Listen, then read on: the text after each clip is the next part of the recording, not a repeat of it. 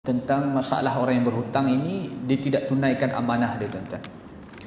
Jadi menurut Islam, ayat yang menjadi teras kepada masalah hutang ataupun isu hutang ini adalah daripada surah Al-Baqarah ayat 282. Satu ayat yang antara ayat yang paling panjang dalam Al-Quran ni, tuan-tuan. Yang paling panjang dia lah. Nak cerita pada awalnya itu tentang hutang. Allah Subhanahu wa taala berfirman, A'udzu billahi minasyaitonir rajim.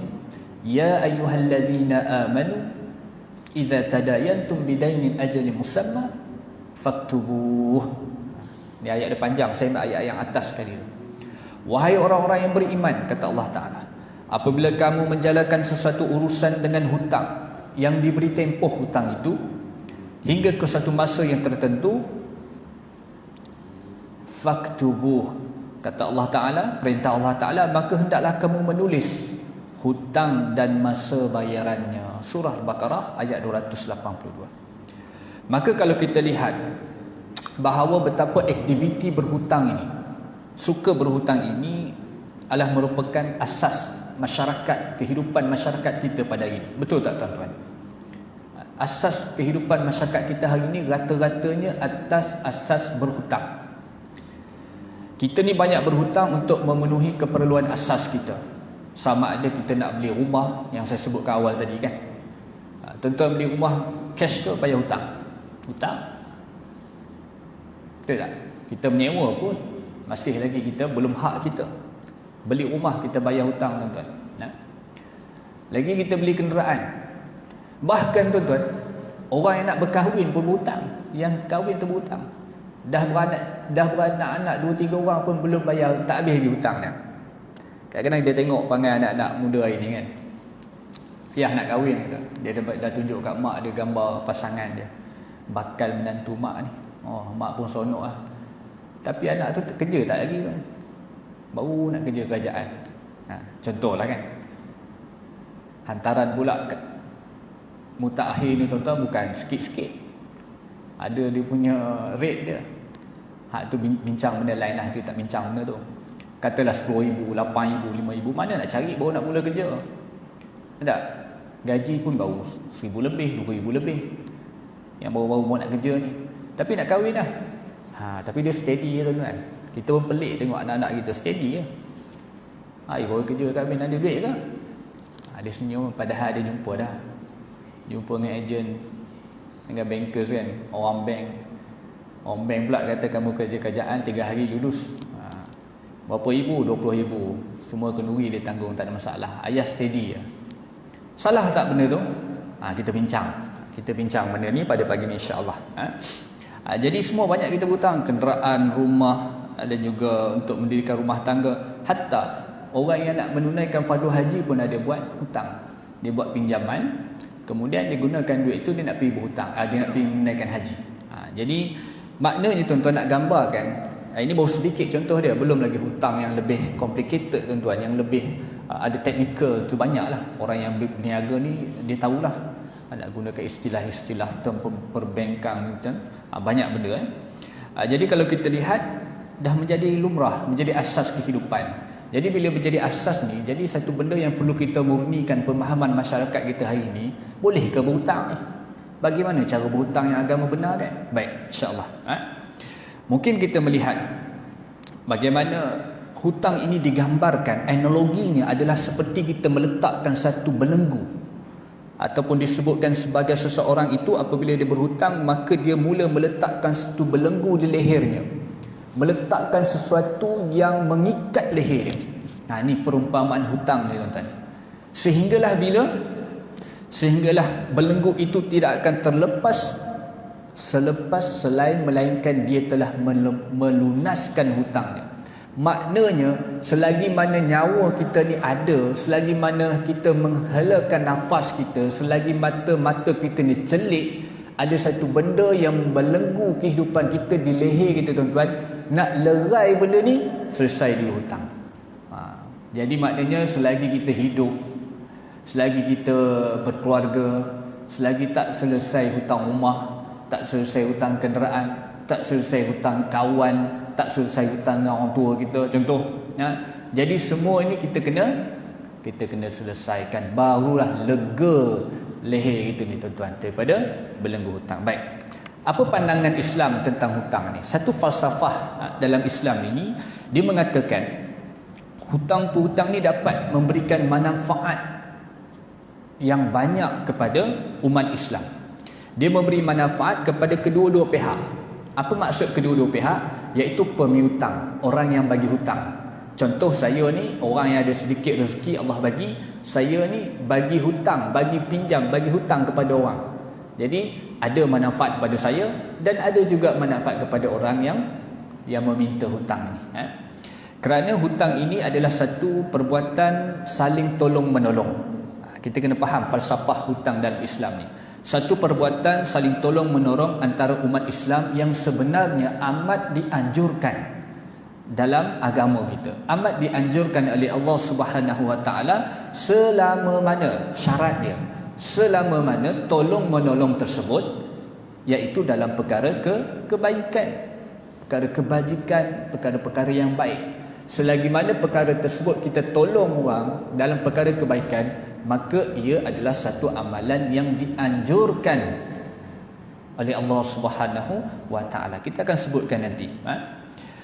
Dan secara dasarnya kita nak ambil satu keyword tentang hutang ini adalah disebutkan berkait rapat dengan sikap amanah dan kebijaksanaan menguruskan hutang, sama ada yang memberi hutang ataupun orang yang berhutang. Ini falsafah hutang dalam Islam. Ianya terkait langsung dengan satu sikap namanya amanah. Tuan-tuan pegang perkataan amanah ni, sebab perkataan amanah ni kita nak bawa di hujung nanti. Betapa besarnya, betapa jelasnya makna hutang ini berkaitan dengan amanah, tuan-tuan. Dan juga disebutkan juga sebagai kebijaksanaan kita menguruskan perbelanjaan. Maka ini adalah merupakan falsafah asas, iaitu hutang di dalam Islam. Baik. Kemudian kita pergi kepada satu peringkat lagi, iaitu berkaitan dengan ta'rif hutang dalam Islam. Subhanallah, tuan-tuan. Hutang pun ada definisi dia. Kau hutang apa? Hutang tu apa? Kita kadang-kadang keliru antara sewa, hutang dan sebagainya. Hutang ni apa ta'rif dia? Apa definisi dia? Apa makna hutang? Maka ulama bahagi kepada dua. Yang pertama iaitu dari segi lughah, dari segi bahasa. Yang kedua dari segi istilah. Dari segi istilah syarak ni, hutang ni apa maksud dia? Baik, kita pergi satu persatu, tuan-tuan. Tuan-tuan muslimin muslimat yang berada dalam talian, boleh tekan butang share. Kita dalam PKP ni, tuan-tuan, tak ada jemaah datang surau dia. Tak ada orang datang surau, tuan-tuan, 6 orang je. Jadi kita nak lunaskan antara tuntutan agama kepada kita adalah menyuburkan majlis ilmu. Subhanallah. Lah ni nak buat macam mana nak buat menyebarkan majlis ilmu orang tak boleh datang surau ni? Kita ada kemudahan, kita ada kita ada kemudahan seperti pengajian audio kuliah, seperti pengajian jaga jom mengaji surau masing-masing kan. Jadi tuan-tuan tekan butang share. Tak bayar, tuan-tuan, ada setengah tu kena bayar kan, ada star. Ni tak ada, tuan-tuan. Tekan, mudah-mudahan niatkan dalam diri kita, dalam hati kita, supaya tekan butang share tu dia menjadi satu jariah, amal jariah kita. Menjadi satu amal jariah kita, kerana saya dah sebut dalam banyak kali dalam kuliah saya, sebut dalam kitab cabang-cabang iman, satu daripada cabang iman, tuan-tuan, kalau betul-betul kita nak usaha sempurna iman kita dalam tempoh lockdown ni, dalam tempoh kita tak boleh buat apa-apa, nak pergi surau, nak lebih amalan tempat-tempat yang khusus seperti masjid tak boleh, tuan-tuan, iaitu kita menyebarkan ilmu. Subhanallah. Ini ulama sebut. Bahkan Nabi SAW sebut menyebarkan ilmu itu satu kewajipan. Jadi kita nak sebar macam mana ni, tak jumpa orang, tuan-tuan, niatkan, tekan butang share tu supaya kita dapat sebarkan ilmu dan dapat manfaat kepada orang ramai. Baik. Jadi dari segi bahasa ini, hutang ini maksud dia ialah sebarang liability ataupun tanggungan pada masa hadapan yang dipertanggungkan ke atas seseorang, sama ada dalam bentuk wang ataupun sebagainya. Ia merupakan satu tanggungan pada masa hadapan yang dipertanggungkan ke atas seseorang, sama ada dalam bentuk wang ataupun sebagainya. Ini hutang dari segi bahasa. Adapun dari segi istilah, dari segi istilah ulama membahagikan kepada dua. Yang pertama, definisi hutang dari segi istilah yang pertama, iaitu secara umumnya merupakan hak ataupun tanggungjawab yang wajib ditunaikan oleh seseorang yang menanggung beban pada masa hadapan. Saya ulang, sebut tentang hutang, definisi dari segi istilah secara umumnya, hutang adalah merupakan satu hak ataupun tanggungjawab. Tuan-tuan pegang perkataan amanah tadi, pegang perkataan tanggungjawab, pegang perkataan hak, maka kita akan rasa hutang ni bukan benda main-main. Agama kita dah letak elok dah. Sebab tu kita kena jelas perkara ini. Dan tanggungjawab itu yang wajib dilunaskan oleh seseorang yang menanggung beban di masa hadapan. Selagi mana hutang tu masih ada, selagi masa itu berjalan, selagi itu kita ada hak dan tanggungjawab yang perlu yang wajib dilunaskan, yang wajib ditunaikan. Yang pertama. Yang kedua iaitu dari segi istilah. Subhanallah. Iaitu dari segi istilah secara khusus. Menurut majoriti ni jumhur ni maknanya majoriti. Menurut kebanyakan para ulama mendefinisikan hutang secara khusus, saya bacakan, sebarang kewajipan dalam bentuk kewangan ke atas seseorang yang terjadi kesan daripada pertukaran transaksi dan kerosakan harta benda ataupun kecederaan ataupun untuk melunaskan hak-hak Allah seperti zakat. Semua yang disebutkan tadi itu merupakan satu kewajipan yang perlu dilunaskan. Subhanallah ta'ala. Maknanya hutang ini ada definisi dia, ada ta'rifannya. Dan hutang menurut perundangan Islam, hutang ini mencakupi ruang lingkup yang luas, iaitu bayaran kepada harga barangan, bayaran kepada hutang, bayaran kepada mahar ataupun mas kahwin selepas isteri disetubuhi dan sebelum ni. Ini dia punya huraian dia. Selesai. Jadi tuan-tuan dah ambil tadi yang pertama, falsafah hutang. Ia merupakan satu amanah, merupakan satu tanggungjawab, dan kita ini benda yang amat baik yang dianjurkan dalam agama, tetapi syaratnya perkara kebaikan sahaja. Yang keduanya definisi dari segi takrif, dari segi bahasa dan segi istilah. Selesai. Kita tak banyak masa pagi ni tuan-tuan. Kemudian hukum berkaitan dengan hutang, memberi hutang dan meminjam hutang. Tuan-tuan yang dengar pada pagi ni ada berhutang dengan orang ke? Kita kena jelas. Baik. Memberi hutang ni ataupun pemiutang. Orang yang memberi hutang, hukumnya apa dalam agama kita? Bagi hutang pada orang ni apa hukum dia? Tentu ada duit, ada orang datang nak meminjam kat kita, nak berhutang lah. Kita nak bagi dekat dia, apa hukumnya? Maka ulama sebut hukumnya adalah sunat. Dapat pahala tuan-tuan bagi pinjam kat orang ni. Bagi pinjam kat orang ni banyak dapat pahala. Dan sangat digalakkan, bahkan sangat digalakkan. Bahkan Nabi kita SAW juga pernah berhutang. Kita akan sebut hadis dia di hujung nanti. Bagaimana Nabi pernah berhutang satu orang, kemudian orang tu datang tuntut kat Nabi. Nabi buat apa? Ini akhlak Nabi SAW. Ia merupakan satu hukumnya sunat, bahkan amat digalakkan kerana orang yang memberi hutang akan dapat mendapat ganjaran yang istimewa di sisi Allah Subhanahu wa taala, dan ia merupakan amalan yang mulia jika tujuannya itu untuk meringankan beban, membantu orang dalam kesusahan dan dalam kesempitan hidup. Dan bukan dengan tujuan mengambil kesempatan. Kita nak bantu orang keluar daripada kesempitan hidup, bukan untuk mengambil kesempatan kepada seorang. Kalau betul cara kita, maka dapat pahala kita bagi pinjam pada orang.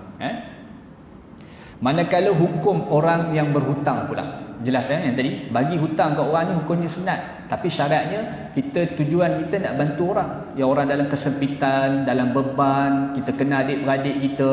Adik-beradik kita lah sebenarnya kita kena bantu. Duit ada, bantu orang jauh-jauh apa, bantu adik-beradik dulu. Kita kecil membesar sama dengan dia. Dia berniaga dengan PKP, lockdown tuan-tuan, bisnes tepi jalan tak berapa nak jadi tuan-tuan. Dia nak modal sikit lah. Tuan-tuan ada duit, tuan-tuan bagi adik-beradik. Baik. Manakala hukum berhutang pula, hukumnya harus boleh. Bukannya benda yang jelek. Minta pinjam pada orang ni bukan benda yang jelek. Tapi ada syarat dia lah, ada syarat dia. Hukumnya harus dibenarkan dalam agama kita pun. Walau bagaimanapun, dalam lain-lain perkara, hukum berhutang berubah mengikut keadaan. Hukum yang asalnya, hukumnya harus. Tetapi dia akan berubah. Dia akan berubah mengikut situasi. Kita akan tengok situasi dia apa dia. Contoh, jika seseorang itu benar-benar kesuntukan dan memerlukan wang untuk membiayai keluarganya, maka wajib ia berhutang. Dia berubah tuan-tuan. Hukum nak meminjam, nak berhutang dengan orang ni harus. Tetapi apabila dia benar-benar dalam kesempitan, dia benar-benar dalam kesempitan, contoh yang diberikan, dan memerlukan untuk membiayai keluarganya. Kalau dia tak ada duit itu, maka keluarga dia huru-hara tuan-tuan. Keluarga dia jadi hancur. Maka ketika itu dia wajib berhutang. Dia wajib berhutang. Tapi berhutang dia dengan siapa? Itu dia punya isu dia. Nak berhutang dengan siapa? Tapi hukumnya dia wajib berhutang. Manakala hukum berhutang bagi pemihutang adalah berubah. Yang tadi yang saya sebutkan tadi, hukum orang yang nak meminjam ni lah, nak berhutang ni, hukumnya harus. Tetapi dia berubah menjadi wajib bila mana dia tak boleh keluar daripada kesusahan tersebut. Maka jalan penyelesaian adalah dengan meminjam. Maka hukumnya wajib kita pinjam.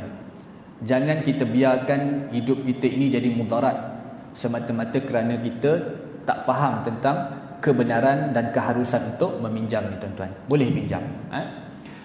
Cumanya bagi orang yang beri hutang ni, dia ada perubahan hukum yang kita sebutkan sebagai pemihutang. Betul, pemihutang, orang yang hutang ni. Tuan Haji, betul? Orang yang bagi hutang nama pemihutang. Saya takut salah sebut daripada awal sampai hujung ni. Yang pertama, hukum nak bagi pinjam pada orang, dia jatuh hukum haram. Jika pemihutang mengetahui hutang tersebut akan digunakan dengan jalan-jalan dan tujuan yang diharamkan. Jelas nak bagi pinjam pada satu orang, kita kenal dia taik judi tuan-tuan. Saya guna perkataan yang jelek lah. Taik judi ni orang judi tuan. Saya tengok drama Melayu tu, dia cerita apa, cukuplah derita. Dia panggil mak teruk. Tapi mak teruk dah bertaubat lah. Mak teruk, dia main teruk, main judi lah. Teruk ni judi. Kita kenal dia satu orang taik judi, suka berjudi. Tiba-tiba dia datang buat muka 10 sen kat kita, buat muka kesian. Mak, aku nak pinjam duit boleh tak? Tuan-tuan, kalau kita kenal dia dan kita yakin kalau kita bagi duit dalam poket ni kat dia, katalah 100, berapa kau nak pinjam? RM100 ambil. Kita tahu RM100 tu dia nak bawa pergi mana tuan-tuan? Dia nak bawa pergi berjudi, maka hukumnya haram bagi pinjam. Tuan-tuan jangan buat rasa bersalah lah. Rasa bersalah lah, kau dah minta aku rasa bersalah ni, nah ambil lah. Tak ada tuan-tuan, dia memang nak buat berjudi, maka ulama sebut hukumnya haram. Jika pemihutang mengetahui hutang tersebut akan digunakan untuk tujuan yang diharamkan. Contoh dia bagi judi. Lagi minum arak, satu orang kaki botol. Kita kenal dia, kita kerja sama-sama kan. Kita kerja dia tak pernah berubah. Kat rumah dia memang ada whisky, ada botol-botol, ada bar lagi tuan-tuan, ada simpan botol arak. Kita bagi pinjam kat dia, kita tahu dia kaki minum. Haram hukum dia kita bagi pinjam. Haram tak boleh kita bagi pinjam sebab kita tahu tujuan dia tujuan yang tidak dibenarkan dalam agama kita, bahkan hukumnya haram. Yang kemudian hukum yang kedua berubah, iaitu orang yang memberi hutang ni, pemihutang ni, dia menjadi hukumnya makruh. Makruh, dia tak jatuh haram lagi, makruh. Benda makruh ni kena tinggal lah. Apa maksud dia? Jika pemihutang mengetahui hutang tersebut akan digunakan untuk perkara-perkara yang tidak bermanfaat ataupun digunakan untuk menunjuk-nunjuk, show off, menunjuk-nunjuk, ataupun pemihutang tahu dia tidak mampu membayar semula hutang tersebut. Ada 3 hukum makruh ni. Kalau kita bagi pinjam pada orang, yang pertama, dia gunakan untuk benda yang tidak bermanfaat. Apa contoh tak bermanfaat? Dia ada dah benda tu, dia belikan benda yang tak ada manfaat. Saya nak bagi contoh, boleh bagi tak muncul Tuan Haji. Ataupun kita tengok yang untuk menunjuk-nunjuk, menunjuk-nunjuk, pinjam 1000 buat apa? Aku nak beli ni lah, Aksesori contohlah, jangan marah. Aksesori spoiler nak beli 3 tingkat. Oi, tak ada manfaat tuan-tuan. 3 tingkat nak buat apa? Nak terbang ke apa kereta. Jadi kalau dia pakai duit dia tak ada masalah. Ini isu dia kalau duit dia. Dia nak pakai spoiler sampai 10 tingkat pun ikut dia. Dia contoh dia ada basikal harga 10,000. Kemudian 10,000 tu dia nak upgrade lagi. Nak upgrade lagi basikal dia sampai macam-macam aksesori sampai harga boleh jadi jual balik boleh jadi 20,000 tuan-tuan. Ikut dia lah. Itu bab lain lah. Membazir tak membazir itu bab lain. Tapi itu duit dia tak ada masalah. Isu dia nak pinjam. Bila dia nak pinjam ni, kita tengok dia satu orang yang bila kita bagi pinjam, dia nak guna duit itu bukan untuk keperluan, tetapi dia menggunakan untuk yang disebutkan tadi, yang benda yang tidak bermanfaat. Yang keduanya, dia nak belikan untuk menunjuk-nunjuk. Ini jelas. Jadi benda ni hukumnya makruh. Yang ketiga, iaitu bila kita tahu kita nak bagi pinjam pada orang tu, tetapi orang tersebut tidak mampu nak bayar hutang, maka ketika itu makruh kita bagi pinjam. Makruh kita bagi pinjam. Tapi dia ada solution dia. Makruh tak, walaupun makruh, tetapi kalau dia tak mampu juga, ada solution. Dalam Islam dia ada solution dia. Dia boleh pinjam, tapi ada satu rahmat yang Allah bagi pada orang bagi hutang ni. Allah bagi ganjaran pula bagi orang bagi hutang ni kalau dia memaafkan dan menghalalkan hutang tersebut. Tapi berat sikit lah ya. Jadi cerita dia 3 benda ni makruh kalau kita bagi pinjam. Baik, tuan-tuan muslimin muslimat, para pendengar yang dirahmati Allah. Kemudian apa lagi? Yang ketiga, bagi pinjam pada orang ni hukum dia jadi wajib. Haram, makruh, wajib. Wajib ni bila? Wajib ini apabila jika pemiutang mengetahui orang yang berhutang amat memerlukan hutang tersebut untuk menampung hidupnya dan keluarganya, dan dia tidak ada cara lain, tidak ada jalan keluar lagi untuk menyelesaikan masalah dia melainkan dengan cara berhutang. Ini yang sebut awal tadi ni. Yang kita sebut awal tadi, betul tak? Ya, iaitu kita wajib bagi pinjam pada orang bila mana satu orang tadi dia kita tahu dia tidak boleh keluar daripada beban hutangnya melainkan dengan cara berhutang, maka ketika itu wajib kita bantu dia sebagai hak, sebagai orang muslim dengan muslim yang lain, kita bantu dia. Orang Islam dengan orang Islam ni seumpama satu binaan, bangunan yang saling lengkap melengkapi tuan-tuan. Jadi kita ni wajib bantu saudara kita yang dalam susah. Tuan-tuan ada duit buat apa? Kita boleh gunakan untuk sedekah. Ada hak orang lain dalam harta kita tuan-tuan, zakat semua tu. Maka kalau dia satu orang kita kenal kat kampung kita, orang kampung kita, daripada kecil kita kenal dia, memang dia tak boleh pergi dah hidup dia, situlah takat dia. Kita tahu dia susah, anak dia makin besar nak belajar. Waktu tu kita ada duit, wajib kita bantu dia tuan-tuan. Ini indahnya orang Islam ni, kita bantu saudara kita. Jadi selesailah masalah orang meminjam dengan ahlul, orang bunuh diri. Ya, betul, kemurungan hutang, dibelenggu hutang ni satu belenggu kat leher yang tak pernah lepas. Melainkan kita datang meleraikan tuan-tuan. Subhanallah, apa ganjaran Allah nak bagi kepada kita. Baik. Kemudian kita lihat 5 tanggungjawab kepada orang yang memberi hutang. 5 tanggungjawab, 5 perkara kalau nak bagi pinjam pada orang, nak bagi hutang pada orang, 5 benda ni kena ingat elok-elok. Ini Islam letakkan turutan cantik tuan-tuan. Yang pertama, dianjurkan memberi hutang bagi orang yang mampu. Kita nak bagi pinjam pada orang, pastikan diri kita mampu.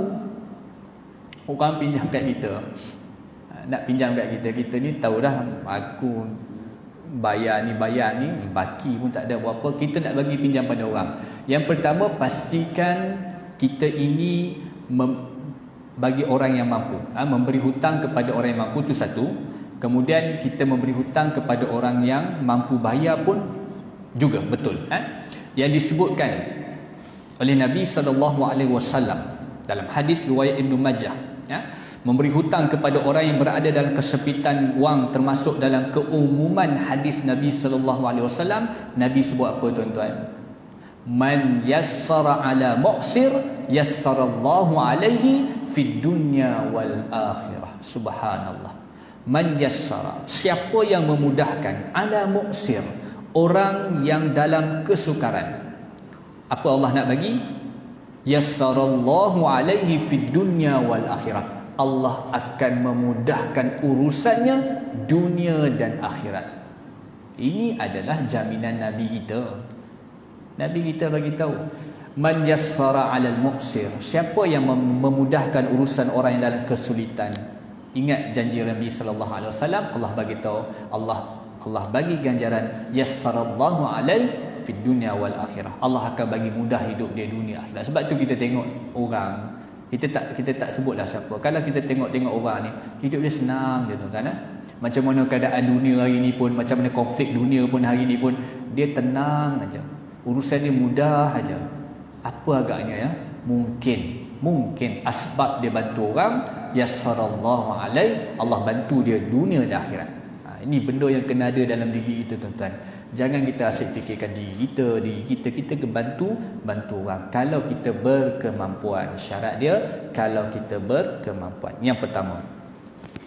Baik, yang keduanya, memberi tempoh bagi orang yang berada dalam kesulitan. Dia kena bagi tempoh lah. Kita nak bagi pinjam pada orang, jangan bagi pinjam, Mat, aku nak pinjam duit boleh tak? Nak buat apa? Aku ni susah, nak masuk kolej, nak bayar duit. Contoh nak beli ni, nak beli peralatan asrama dan sebagainya. Boleh? Kau bayar petang ni. Nayo tuan-tuan. Pinjam pagi, bayar petang. Islam suruh kan macam tu? Tidak. Islam kata apa?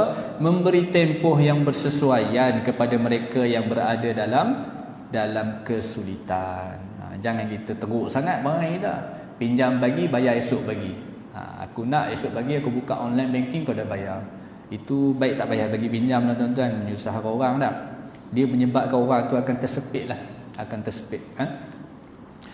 Masuk dia dalam surah Al-Baqarah. Dan jika kamu berhutang itu jika orang yang berhutang itu sedang mengalami kesempitan hidup, Allah sebut apa dalam surah Al-Baqarah ayat 280, maka berilah tempoh sehingga dia lapang hidupnya. Bagi tempoh sehingga dia lapang hidup dia.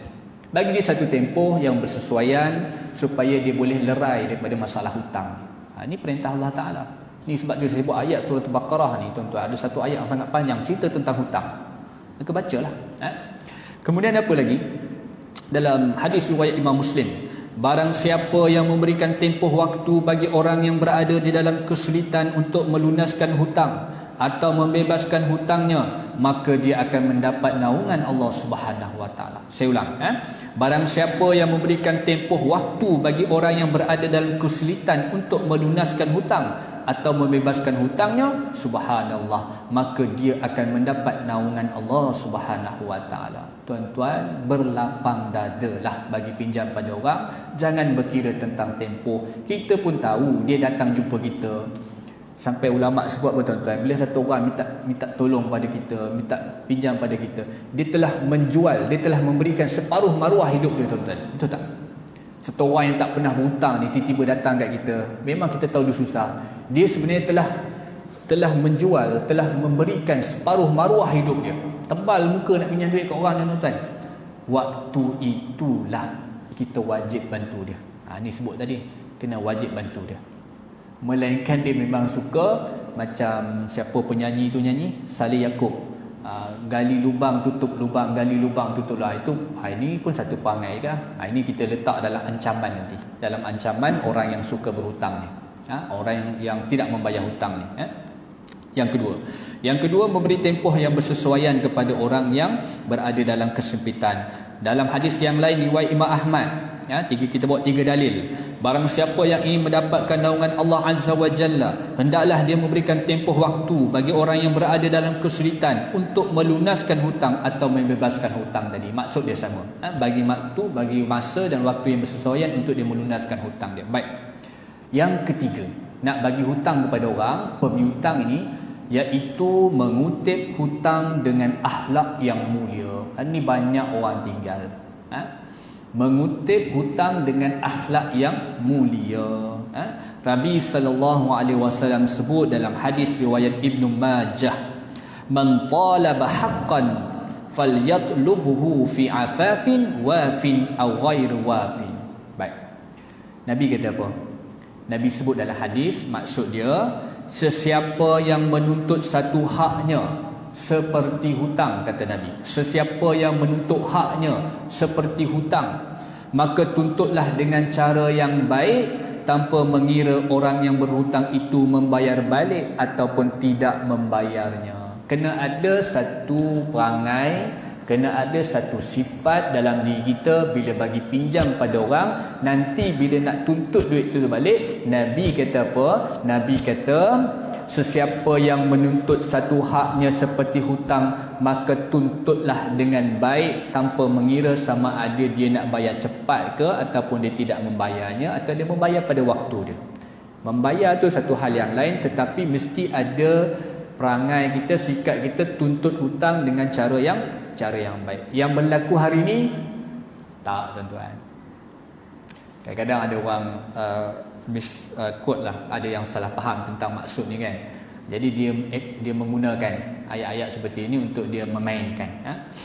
Ada orang dia tak sempat lagi kawan tu pinjam kan, baru berapa hari pinjam, janji minggu depan, tapi dia dah bagi hint dalam Facebook dia, tuan-tuan. 3 hari sebelum tarikh nak bayar hutang tu dia dah bagi hint. Ni perangai juga tak?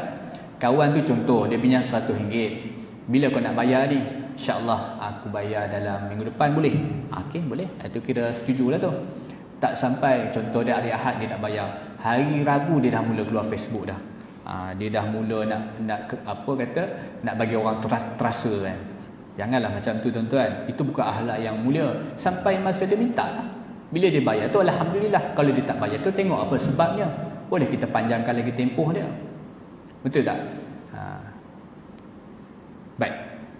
Kalau tak jadi macam panggil ahlong, orang pungut hutang sampai cat rumah, simbah cat, buat suasana yang tak menyebabkan anak isteri kita rasa tak selamat dan sebagainya.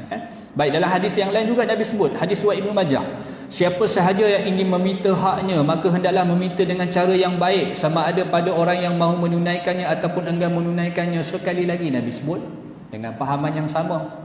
Dalam hadis riwayat Ibnu Majah daripada Abu Hurairah radhiyallahu anhu, kata Rasulullah sallallahu alaihi wasallam, ambillah yang bermaksud, ambillah hak kamu dengan cara yang baik pada orang yang mahu menunaikannya ataupun yang enggan menunaikannya. 3 hadis ni, tuan-tuan, memberi maksud dan faham kepada kita dengan maksud yang sama, iaitu tuntutlah hutang kita dengan akhlak yang mulia, dengan cara yang baik. Sebab tu kita bila ini maksud dia apa? Bila nak bagi pinjam pada orang, 5 tanggungjawab ni kena ada. Barulah harmoni, barulah cantik, barulah kena pada perspektif hutang tadi, iaitu satu amanah, satu tanggungjawab, bukan kecil, tuan-tuan. Amanah dan tanggungjawab, dan satu hak yang kita boleh lakukan dengan cara yang betul. Baik, saya janji tadi ada berapa? Ada 5. Saya ingat pagi ni tak sempat, kita akan sambung insya-Allah bila nanti, iaitu kewajipan ataupun tanggungjawab kepada orang yang berhutang dan ancaman daripada Nabi sallallahu alaihi wasallam. Baik. Yang keempat iaitu berlapang dada. Ini kena ada tasamuh, kena berlapang dada dalam mengutip hutang. Subhanallah. Nabi sallallahu alaihi wasallam sebut dalam hadis sahih riwayat Imam Bukhari. Dengar ya, tuan-tuan. Rahimallahu rajulan samhan iza ba'a. Ada 3. Kata Nabi sallallahu alaihi wasallam, Allah bagi kasih sayang dia. Allah merahmati, rahimallahu rajulan samhan. Allah merahmati 3 ni, orang yang berlapang dada iza ba'a, iaitu apabila dia menjual, transaksi menjual ni. Lagi, wa iza ishtara, dan ketika dia membeli satu barang, jual dan beli. Wa iza qtada, dan ketika dia mengutip hutang. Subhanallah. Allah merahmati orang yang berlapang dada ketika mana dia menjual barangan dia, yang pertama. Yang kedua, ketika seseorang memberi barangnya. Dan yang ketiga, iaitu ketika dia mengutip hutang dia. Allah rahmat orang yang berlapang dada dalam 3 situasi ini. Kita nak fokus pada orang yang mengutip hutang dia. Kata Nabi SAW, berlapang dada, orang yang bertasamuh, samhan, berlapang dada mendapat. Sebab tu kita kalau berniaga pun serupa juga. Kadang-kadang, tuan-tuan, dunia masa sekarang dalam lockdown, dalam PKP ni, orang berniaga online, orang berniaga delivery code. Dia jual barang, contoh saya bagi contoh, dia jual barang, contoh dia jual barang tak mahal pun. Dia jual makanan ni harga RM10, RM10. Tuan-tuan ingat berapa untung orang tu? Kemudian dia hebah lah RM10 tu. Orang pun belilah. Hak beli ni bukan duduk kawasan-kawasan dekat dia. Duduk jauh tuan-tuan. Duduk taman sana, duduk Kesuma, duduk Beranan, duduk Taman Pelangi, duduk apa nama, tak boleh lah sebut tempat yang luas 10 km kan. Contoh dia duduk jauh di sempadan Marketer Hill contoh dia. Bila sampai-sampai kita bagi tahu dia, sebelum sampai tu kita message berapa harga dia, nanti saya nak transfer. Boleh, harga dia RM10 plus RM2. RM2 tu apa? RM2 tu delivery charge. Time tu dia kata RM10, RM2. Berkira tuan-tuan, tak berlapang dada dia. Subhanallah. Nabi kata apa? Rahimallah, Allah Subhanahu Wa Taala merahmati orang yang berlapang dada ketika dia menjual dan ketika dia membeli. Kena lapang dada lah, ambil kira dia punya beban dia. Nak datang rumah kita tuan-tuan, pula naik kereta musim hujan ni, kurang-kurang RM5, RM10 habis gak lah kalau nak pergi jauh sikit. Kalau dia minta dalam RM2-3 tu, dia dah susun elok dah tu. Dia nak hantar rumah ni, hantar rumah tu, jadi dia ambil sikit-sikit lah. Tiba-tiba dia naikkan sikit RM3, pasal mungkin nak hantar rumah dia saja. Kawasan tu lalu tak ada rumah lain, rumah dia je aku nak hantar, punyalah jauh, ambil RM3. Kita berkira tuan-tuan, kita tak berlapang dada. Nabi kata apa? Nabi bagi tahu Allah rahmat ni, Allah bagi kasih sayang orang yang berlapang dada ketika jual beli ni. Jangan berkira sangat, lagi-lagi dalam tempoh PKP ni. Betul tak tuan-tuan? Jadi kita ini satu benda sebenarnya Nabi dah sebut, agama dah anjurkan. Baik. Kemudian yang terakhir, ini berat sikit lah, berat tak berat pun hukum, iaitu menjadikan hutang sebagai sedekah.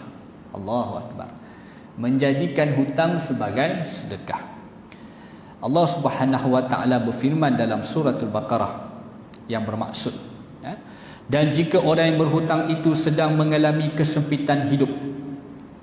Saya bacakan ayat dia. Wa in kana dzu usratin fanziratun ila maisarah. Barang siapa dan jika orang yang berhutang itu sedang mengalami kesempitan hidup, wa in maka berilah tempoh sehingga dia lapang hidupnya, dan sebaliknya bahawa kamu sedekahkan hutang itu kepadanya adalah lebih baik untuk kamu kalaulah kamu mengetahui. Surah Al-Baqarah ayat 280. Wa in tasaddaqu khairul lakum in kuntum ta'lamun, kata Allah Taala. Kata Allah Taala, jika orang yang berhutang itu sedang mengalami kesempitan hidup, dia dah berhutang dengan kita, kemudian tiba-tiba didatangkan kesempitan hidup dia tuan-tuan. Dalam tempoh lockdown, dalam tempoh tak boleh berniaga, kedai dia buka restoran elok sebelum PKP, tiba-tiba masuk PKP kedai tutup, dining tak boleh, dine in tak boleh, orang tak boleh datang kedai dia, merundung bisnes dia tuan-tuan. Tiba-tiba didatang kepada kesempitan hidup dia. Maka berilah, kata Allah, berilah tempoh sehingga dia lapang hidup dia. Kita extend lah. Kalau dia janji nak jatuh dalam lockdown ni, dia nak bayar hutang tu tuan-tuan, maka dia dalam kesempitan hidup, Allah kata apa? Lapangkanlah. Berilah dia tempoh sehingga dia lapang untuk dia membayarnya. Sebaliknya, ni dia punya solution dia. Sebaliknya, wa in tasaddaqu khairul lakum in kuntum ta'lamun, bahawa kamu sedekahkan hutang itu kepadanya adalah lebih baik, kata Allah Ta'ala, in kuntum ta'lamun, kalaulah kamu tahu Allah nak bagi apa pada kamu. Allahu Akbar. Kita bagi pinjam duit pada satu orang, kemudian dia janji nak bayar, tiba-tiba dia didatangkan musibah, tiba-tiba dia didatangkan kesempitan, maka Allah kata bagilah lapang sehingga dia boleh bayar hutang dia itu. Tetapi satu lagi ganjaran, satu lagi peluang yang besar, Allah kata pada surah Baqarah ayat 280, wa antasaddaqu khairul lakum in kuntum ta'lamun, kalau kamu sedekahkan itu lebih baik kalaulah kamu mengetahuinya. Jadi ayat ini ayat kepada pemiutang, bukan kepada orang yang berhutang. Ni bila dah dengar ayat ni, orang yang berhutang dia pun ambil lah. Aku nak hafal surah 280, aku nak jumpa kawan tu, dia pun baca kat kawan tu, kamu pernah dengar tak surah Baqarah Allah sebut apa? Allah kata kalau dalam sempit macam ni, sedekah tu kan lebih baik kalau kamu tahu tuan-tuan. Pandai dia guna ayat ni, dia nak bebas daripada hutang. Ini syarat dia apa? Kalau dia betul-betul dalam kesempitan hidup. Tapi ayat ni ditujukan kepada orang yang nak memberi hutang. Jadi terpulang pada orang yang nak beri hutang tu lah. Kalau orang nak beri hutang tu dia tahu situasi yang sebenar, maka dia extend masa hutang tu. Kalau janji bayar sebulan, kita tak apalah, aku faham. Tak apa, kau bayarlah bila kau senang nanti. Tu lagi best kan? Atau kau bayarlah nanti dalam 3 bulan lagi, contoh. Janji, setuju. Ataupun kata Allah Ta'ala, sedekahkan saja. Itu lebih baik bagi kalau kamu tahu Allah nak bagi apa pada kamu. Subhanallah tuan-tuan. Jadi tuan-tuan, saya berhenti setakat ni dulu, insya-Allah. Ya, kita akan sambung, iaitu tentang 3 tanggungjawab orang yang berhutang dan ancaman-ancaman dari Allah Ta'ala dan juga daripada Nabi SAW dalam hadis-hadis baginda kepada orang yang tidak membayar hutang, dan sedikit pencerahan bagaimana kita nak bayar hutang kepada orang yang kita tak jumpa dah. Kita berhutang dengan dia, tiba-tiba nak bayar tu kita jumpa dia tepi jalan, kedai kopi, biasa kenal dia, tapi kedai kopi kita jumpa dia, dia bagi pinjam kat kita, tiba-tiba tak jumpa dah, rumah pun tak tahu kat mana dia duduk, nak bayar macam mana ni? Ataupun tiba-tiba dia meninggal, nak bayar kat siapa, waris tak ada, dia sebatang kara tuan-tuan. Jadi kita akan huraikan secara perincian, secara teliti supaya dia lebih jelas, mendatangkan daripada hadis Nabi dan juga daripada firman Allah Subhanahu Wa Taala. Setakat tu saja tuan-tuan, insya-Allah kita jumpa lagi pada masa yang akan datang. Terima kasih atas perhatian. Tuan-tuan masih boleh sempat tekan butang share dan tuan-tuan dapat manfaat ramai. Mudah-mudahan asbab dia menjadi jariah kepada kita dalam tempoh yang sangat kita tertekan ni tuan-tuan. Maka Allah berikan kemudahan-kemudahan untuk kita dapat lubuk-lubuk pahala kita, insya-Allah. Meski banyak kekhilafan, aku liqauli hadza astaghfirullahal azim. Assalamualaikum warahmatullahi wabarakatuh. Subhanakallah bihamdika asyhadu an la ilaha illa anta astaghfiruka wa atubu.